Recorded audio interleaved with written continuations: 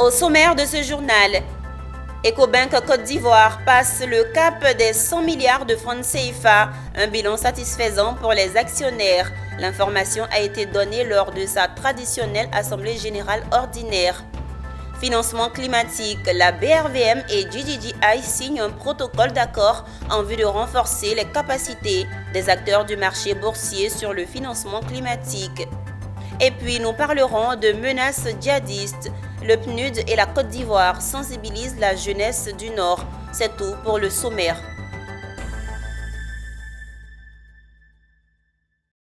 Mesdames, Messieurs, c'est l'heure du journal sur Business 24 Africa. Merci de nous rejoindre. Tous les voyants sont au vert à Ecobank Côte d'Ivoire. Résultats nets, produits nets, total bilan ou encore le coût du risque qui se stabilise par rapport à l'exercice précédent.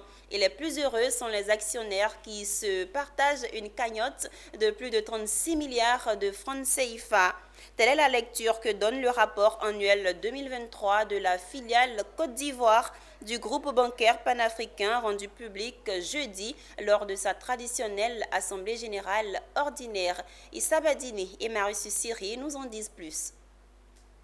C'est l'ère du bilan, sinon de la redevabilité. Face à ses actionnaires, et comme c'est le cas à chaque année, Ecobank Côte d'Ivoire dresse son tableau comptable 2023.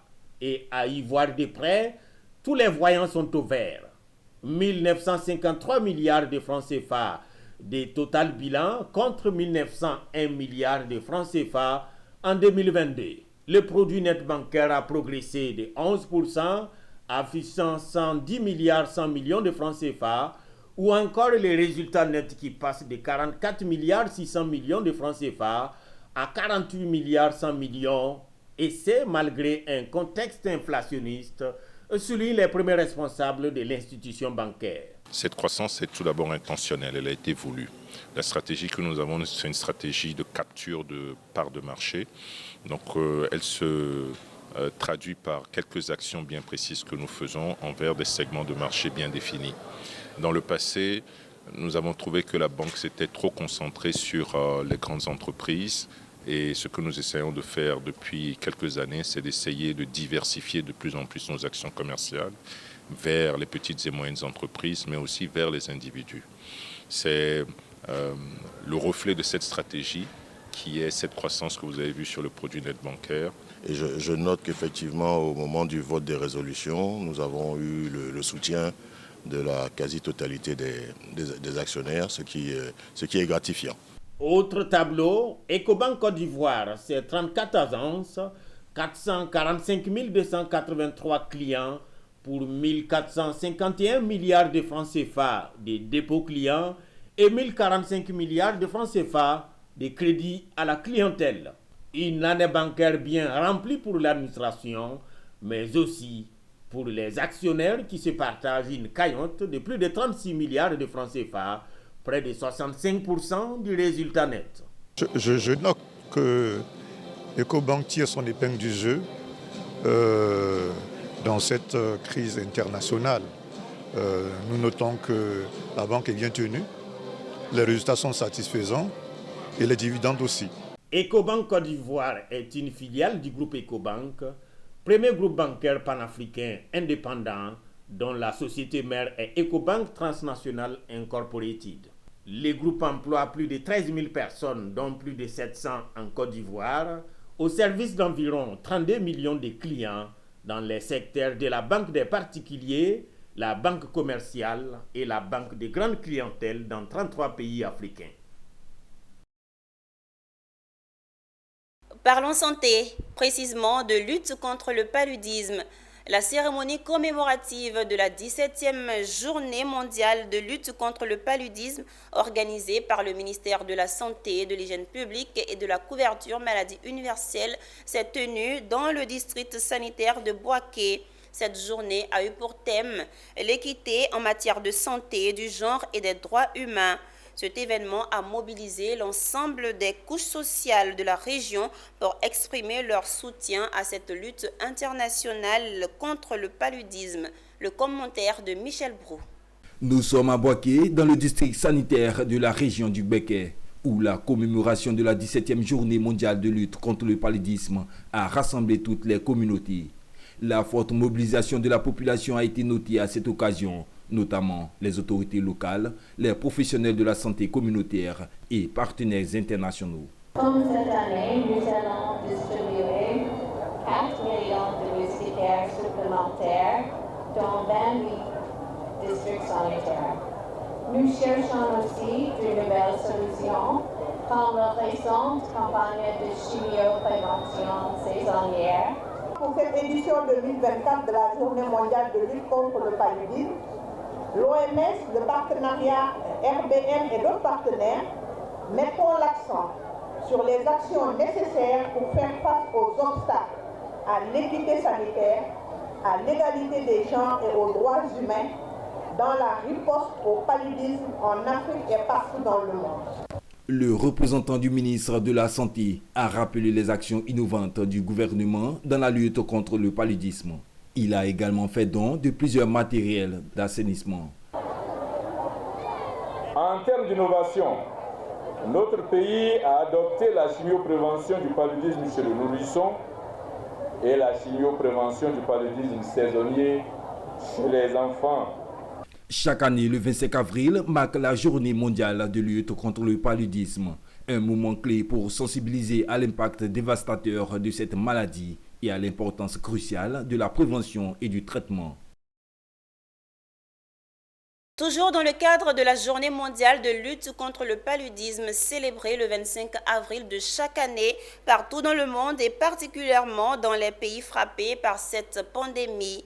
Cette année encore, Azito OEM, une entreprise citoyenne, a profité de ce moment pour offrir du matériel de lutte contre la salubrité d'un montant de 3 millions de francs CFA au village d'Azito. Nos reporters Philippe Zabo et Ezekiel Siri ont assisté à la cérémonie de remise de dons.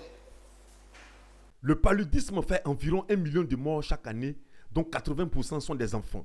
C'est à juste titre que la remise de dons de l'entreprise Azito OEM à la chefferie du village d'Azito a commencé par un sketch des enfants dans lequel ils ont déroulé la prophylaxie contre cette maladie.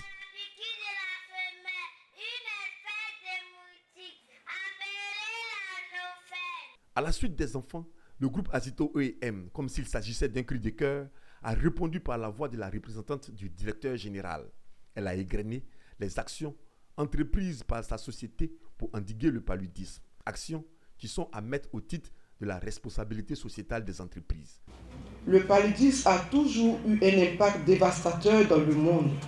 Tous les 2 minutes, un enfant meurt de cette maladie, évitable et traitable, selon l'OMS.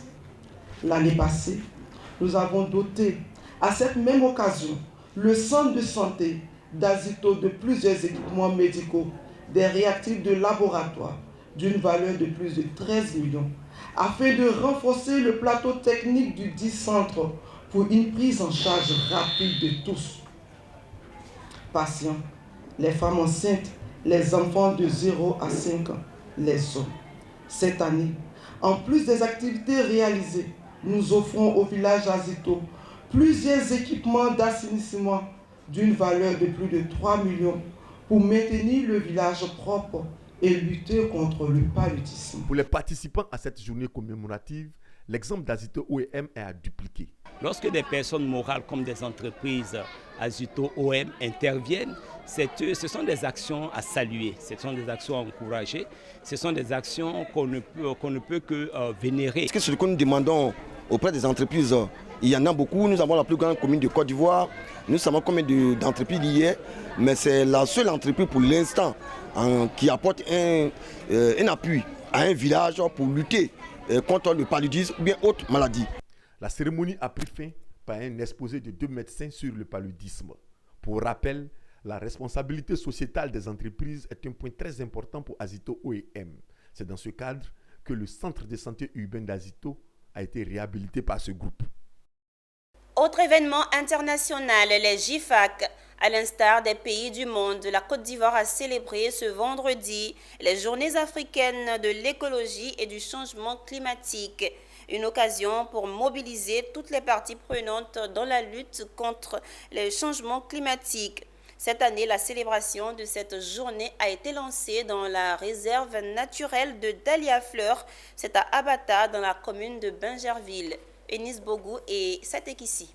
C'est la réserve naturelle de Dahlia-Fleur, dans la commune de Bingerville, qui a été choisie pour le lancement des Journées africaines de l'écologie et des changements climatiques JIFAC 2024. Et c'est par une marche à travers ce petit paradis que les festivités se sont ouvertes. Le ministre de l'Environnement, du Développement durable et de la Transition écologique avait à ses côtés plusieurs acteurs pour cette randonnée. Un moment magique pour les randonneurs qui ont pu apprécier ce beau cadre de la nature. La réserve naturelle de Dahlia-Fleur, on le sait, abrite 15 espèces de mammifères et 69 espèces d'oiseaux, y compris des perroquets à queue rousse. Un grand plaisir et nous voulons montrer toute notre gratitude au ministre de l'Environnement, M. Assaoré Conan-Jacques. Après les randonnées, place au partage d'expériences en matière de lutte contre les changements climatiques. Dans les échanges, plusieurs points ont été abordés. Il s'agit entre autres du financement vert, des stratégies de participation du secteur privé, de la promotion des startups écologiques et de l'engagement des collectivités locales. Le JIFAC représente le premier forum d'échange et de marché national sur les bonnes pratiques écologiques et de promotion des technologies vertes. Ces journées offrent en outre une plateforme d'échange, de partage d'expériences et d'expertise dans le cadre de la lutte contre les changements climatiques.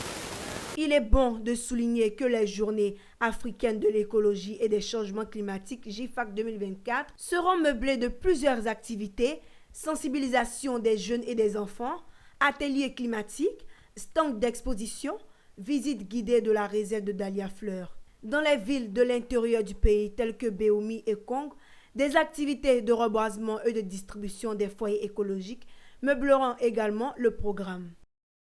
Nous poursuivons cette édition avec une note de financement climatique. Un protocole d'accord a été signé entre la BRVM, Bourse régionale des valeurs mobilières, et le GGGI, Global Green Growth Institute.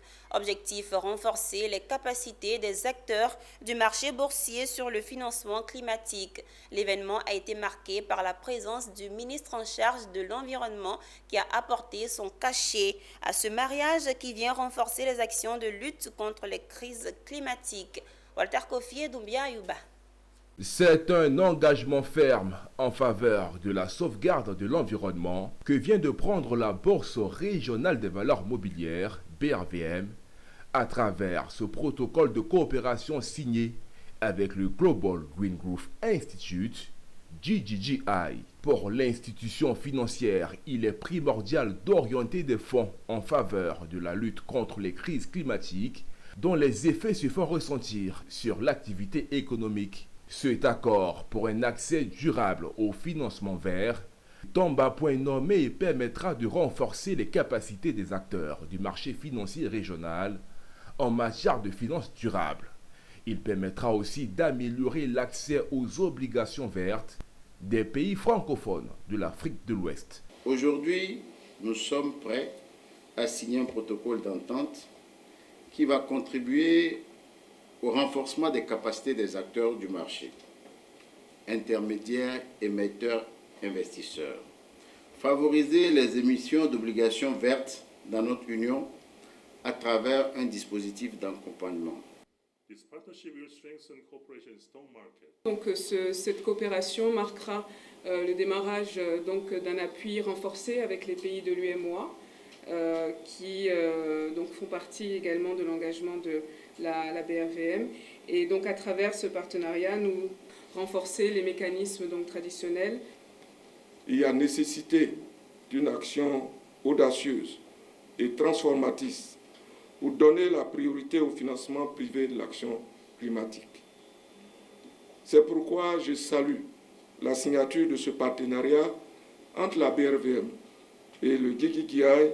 Selon le Forum économique mondial, l'engagement de l'Afrique sur le marché des obligations vertes représente moins de 1% sur un marché estimé à environ 4 900 milliards de dollars américains. Pour la préservation de la biodiversité, la Côte d'Ivoire, comme la plupart des États présents à la COP 15, sont tenus de présenter un plan stratégique d'ici fin 2024. La Côte d'Ivoire, qui en disposait déjà, a procédé au lancement du processus d'actualisation de sa stratégie sur la protection de la biodiversité. C'était au cours d'un atelier qui a réuni les acteurs du domaine. La conservation de la biodiversité est l'un des objectifs visés par la Convention des Nations Unies sur la diversité biologique depuis 1993. Pour atteindre cet objectif, plusieurs États, dont la Côte d'Ivoire, ont réitéré leur engagement en matière de lutte contre l'érosion de la biodiversité lors de la COP 15 en 2022. Pour concrétiser ces actions, les acteurs de l'environnement ont procédé le jeudi 25 avril 2024 au lancement de l'actualisation de la stratégie et du plan d'action national sur la biodiversité. Pour l'Ivoirien lambda, nous devons tout faire pour préserver la biodiversité. Aujourd'hui, que ce soit dans le domaine rural ou dans les aires protégées, notre biodiversité est menacée. Qu'est-ce qu'il faut faire? Il faut prendre des engagements très forts pour préserver notre biodiversité. Et donc, à travers le document qui va être élaboré, soumis donc au gouvernement, des actions très fortes vont être identifiées. Un plan d'action va être élaboré, validé, pour que des actions concrètes soient menées.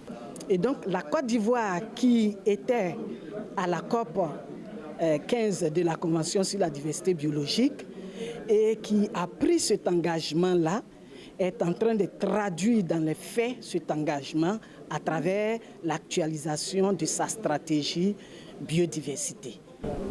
Nous, en tant que tutelle des collectivités territoriales, nous encourageons toutes les activités que les collectivités territoriales pourront bien mettre dans leurs programmes triennaux et dans leur budget qui favorisent donc la préservation de la biodiversité. Cet atelier marque le démarrage des activités visant à faire l'état des lieux au sujet des ressources biologiques de la Côte d'Ivoire afin de mieux les protéger. Un peu d'histoire dans ce journal. Le gouvernement ivoirien avait adopté en 2014 une loi dénommée Loi numéro 2014-140 du 14 mars 2014 portant orientation de la politique nationale de promotion des petites et moyennes entreprises. 10 ans se sont écoulés et la loi aussi croule sous le poids de l'âge. Il faut la rajeunir, du moins la toiletter afin de l'adapter aux réalités du moment, d'où la tenue d'un atelier de réflexion piloté par la Direction générale de la promotion des petites et moyennes entreprises et de l'artisanat. Issa Badini et c'est ici. Salle de conférence du patronat ivoirien à Abidjan-Plateau.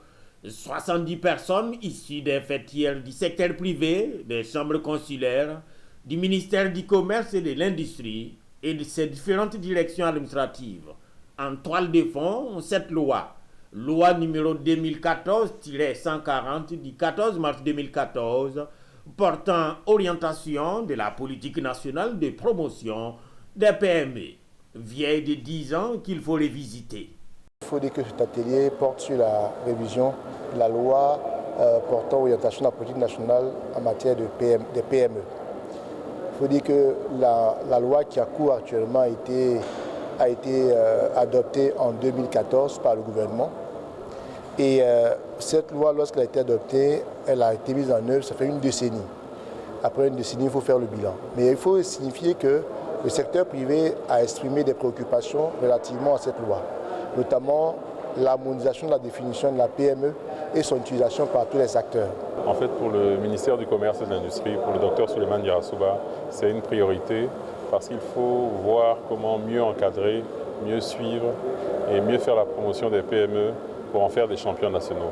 On le dit, les PME, c'est véritablement le fleuron en fait, de l'économie ivoirienne. Et c'est ce qu'on doit véritablement avoir à travers un texte de loi qui réponde véritablement à une véritable politique d'accompagnement. Cet atelier est le premier d'une série dont l'objectif final est de doter la Direction générale de la promotion des PME et de l'artisanat, une loi qui réponde aux besoins du moment et qui favorise surtout le développement des petites et moyennes entreprises, environ 20% du PIB de Côte d'Ivoire.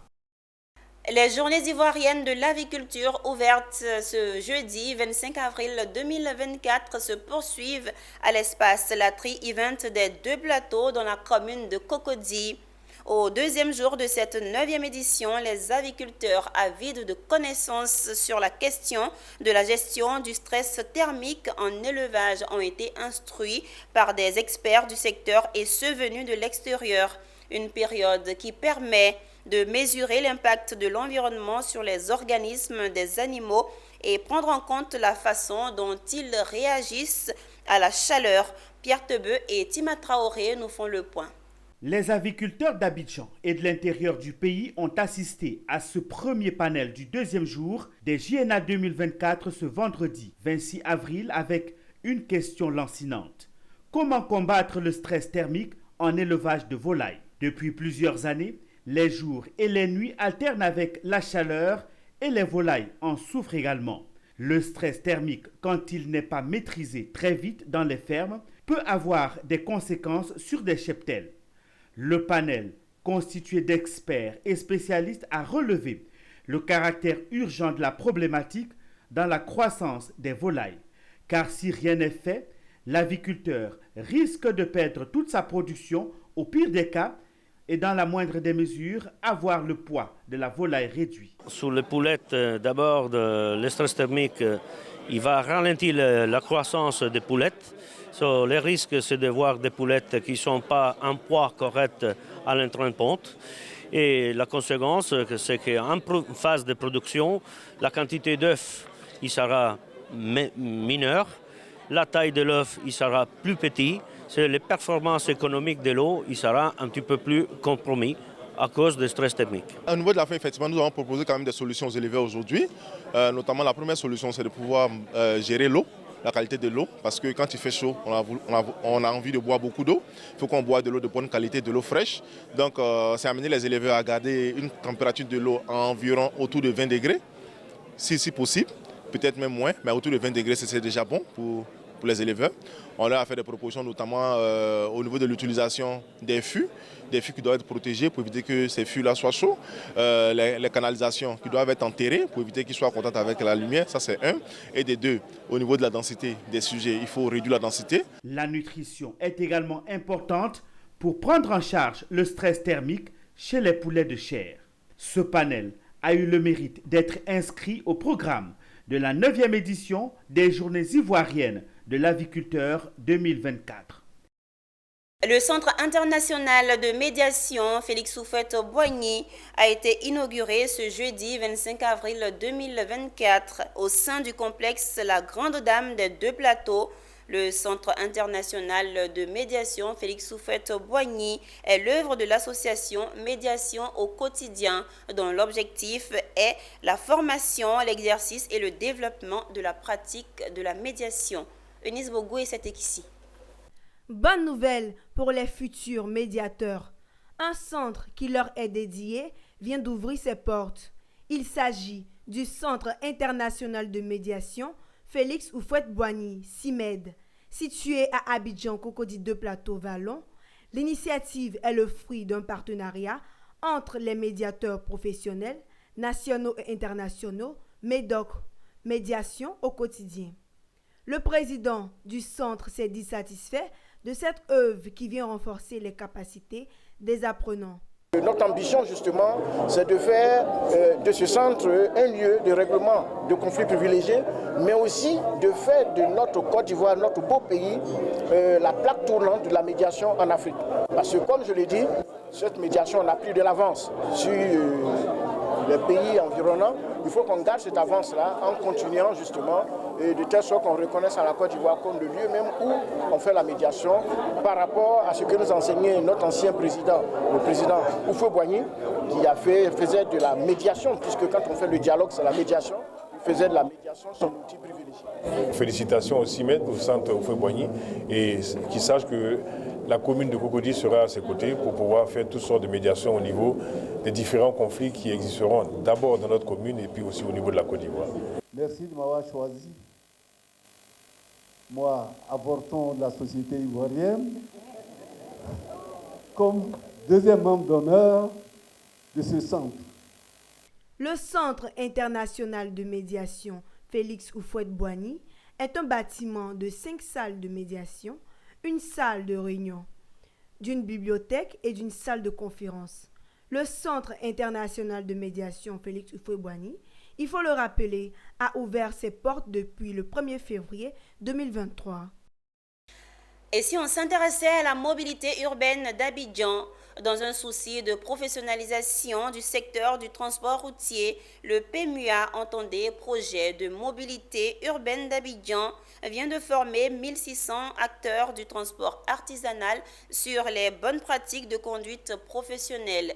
Ce projet, porté par l'AMUGA, vise à améliorer les conditions de mobilité urbaine sur le corridor est-ouest d'Abidjan.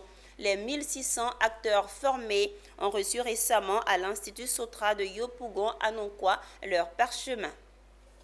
316,565 milliards de francs CFA, c'est le montant destiné à améliorer la mobilité urbaine sur le corridor est-ouest d'Abidjan. Une ambition qui nécessite la professionnalisation du transport routier, d'où la formation de 1600 acteurs du transport artisanal, communément appelés Gbaka et Warawara, sur les bonnes pratiques en matière de conduite à l'Institut Sotra de Yopougon de Kwa. Après 10 jours de formation pour les uns et 5 jours pour les autres, les 240 gestionnaires et 1360 conducteurs ont tous reçu ce mercredi 24 avril leur parchemin. Une cérémonie officiée par le ministre des Transports. Remercier la Banque mondiale qui nous accompagne dans cet important projet. C'est en même temps l'occasion pour nous de remercier l'État, le gouvernement, d'avoir accepté de mettre en place ce projet de PMUA. Et donc un projet de mobilité qui va permettre de construire la ligne BRT entre Yopougon et Benjerville. Mais en même temps, avec nos partenaires au développement, donc la Banque mondiale et l'AFD qui nous aident à financer, ils ont donc accepté qu'en plus de la ligne BRT qu'on va faire, qu'on prévoit aussi de former nos acteurs. Les bénéficiaires ont exprimé leur gratitude envers le gouvernement ivoirien et leurs formateurs qui leur ont appris la bonne maîtrise de la conduite et des véhicules. À nos encadreurs et formateurs, nous vous adressons un immense merci pour votre dévouement et votre expertise et votre engagement de transmettre vos connaissances. Cette formation des acteurs du transport routier est le fruit du projet de mobilité urbaine d'Abidjan, PMUA, démarré en 2020 dans 6 communes d'Abidjan. Ce projet prendra fin en 2027. C'était un reportage signé Sandrine Kwame et Didier Guédé. Le 25 avril 2024, la Caisse de solidarité de l'Université d'Abobo à Djamé a organisé la première édition de la fête des retraités. Cet événement voulait rendre un hommage à 62 agents de l'Université Nangui Abrogwa qui ont atteint l'âge de la retraite. Cette cérémonie s'est déroulée dans un cadre marqué par la remise symbolique de certificats et d'écharpes à chacun des membres honorés. Michel Brou. 62 membres du personnel de l'université Nangui Abrogwa, admis à faire valoir leur droit à la retraite, ont été honorés à la première édition de la célébration des retraités. Cette journée de célébration initiée par la Caisse de solidarité de l'université d'Abobo à Djamé voulait reconnaître le mérite aux années de service dévouées par ces agents à la retraite. Ce cadre festif était l'occasion unique pour la mutuelle de leur témoigner sa reconnaissance. Je suis très ému, n'est-ce pas, de la cérémonie qui a été organisée à l'honneur des retraités que nous sommes. Et parmi ces retraités, je crois que je suis le plus âgé des retraités. Et j'ai été heureux, particulièrement heureux, de redécouvrir mes anciens collaborateurs. Aujourd'hui, je suis très contente, je suis fière parce que mon successeur a su gérer. Et je sais qu'il sera géré jusqu'à la fin de son mandat. Cette journée de célébration a été l'occasion pour le président du comité de gestion de la Caisse de revenir sur les missions assignées à la mutuelle. Notre mission, c'est de créer la solidarité. Nous ponctionnons 1% du salaire de chaque fonctionnaire et nous intervenons pour les soutenir en cas de malheur ou de bonheur. Nous leur garantissons également des revenus à la retraite. Au moins 65% de leurs cotisations. C'est une structure qui s'est illustrée par sa solidarité agissante entre les membres du personnel, enseignants, chercheurs, personnel administratif, personnel technique. Créée en janvier 1998, la Caisse de solidarité de l'Université d'Abobo-Adjamé enregistre à ce jour 350 adhérents. Rendons-nous à Yamoussoukro, capitale politique de Côte d'Ivoire. L'hôtel président de la ville a servi de cadre pour la tenue des travaux de lancement des activités du groupement des artisans miniers de Côte d'Ivoire. À cette occasion, s'est faite l'installation officielle du président de cette structure en la personne de Sako Lassina. Dans son intervention, il a appelé ses pairs à travailler à redorer l'image du secteur minier en Côte d'Ivoire. Charles Kouakou, dans un commentaire de Pierre Tebeu. Le GRAMSI, entendez, Groupement des artisans miniers de Côte d'Ivoire, est un groupement d'intérêt économique en vue de s'entraider. Le lancement officiel de ces activités a eu lieu au cours d'une cérémonie à Yamoussoukro. Cérémonie meublée de panels avec les parties prenantes du secteur et à l'installation officielle du président de cette structure.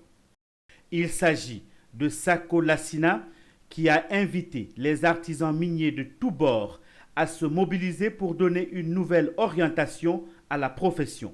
Plus que jamais convaincu, le nouveau président pense qu'avec la cohésion, ils pourront innover, s'adapter aux évolutions du marché et contribuer de façon significative à l'essor du secteur minier en Côte d'Ivoire. Très bientôt, avec l'initiative du ministère des Mines déjà, nous les opérateurs, nous voulons aussi contribuer au développement du secteur. C'est ce qui est notre affaire pour prouver la responsabilité du citoyen ivoirien dans l'activité minière, récupérer la production de notre produit et sauvegarder notre patrimoine naturel, ce qui nous amène à prendre tous ces engagements et toutes ces forces, que ce soit l'environnement, la sécurité, les finances, les logistiques, qu'on a essayé de tisser un partenariat avec tout ce bloc nécessaire pour une activité responsable en Côte d'Ivoire. C'est pour cela que nous saluons la création de ce groupement des artisans miniers de Côte d'Ivoire qui va venir nous accompagner, qui sera notre ambassadeur sur le terrain. Au cours de cette cérémonie de lancement, plusieurs artisans miniers ont adhéré au groupement. Les régions du Nord sont confrontées ces derniers temps à la menace djihadiste et de type terroriste. Pour espérer gagner du terrain, ces individus veulent utiliser la jeunesse cible potentielle pour atteindre leurs objectifs. Et face à cela, le programme des Nations Unies pour le développement PNUD et la Côte d'Ivoire, à travers le ministère de la Jeunesse et du Service civique, ont entrepris une grande tournée dans les régions du Gontougo et du Bunkani. Ces journées ont été meublées de panels de sensibilisation au dialogue intergénérationnel et interculturel. Le récit de Anissé Kouadio.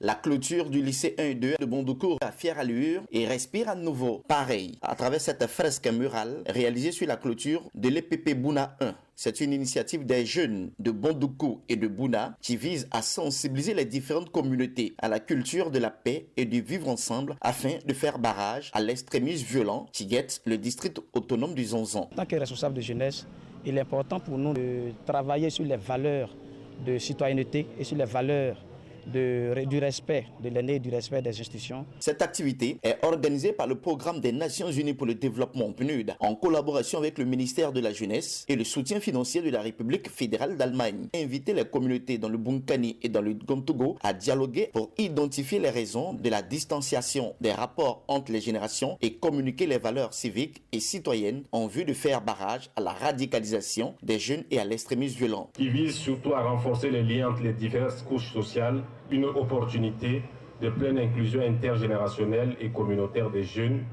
Merci au PNUD qui accompagne toujours l'État de Côte d'Ivoire dans le processus d'autonomisation de nos jeunes. Cette activité est fortement approuvée par les élus, les cadres et les autorités administratives. La morale et le civisme sont la base de la société. C'est 2000 personnes, toutes tendances religieuses confondues ethniques, qui sont concernées par cette activité. En bref, au Burkina, un complexe avicole baptisé Société de nutrition agroalimentaire a été inauguré dans la commune de Komsilga, basé sur un site de 2 hectares dans la localité de Bassem-Yam.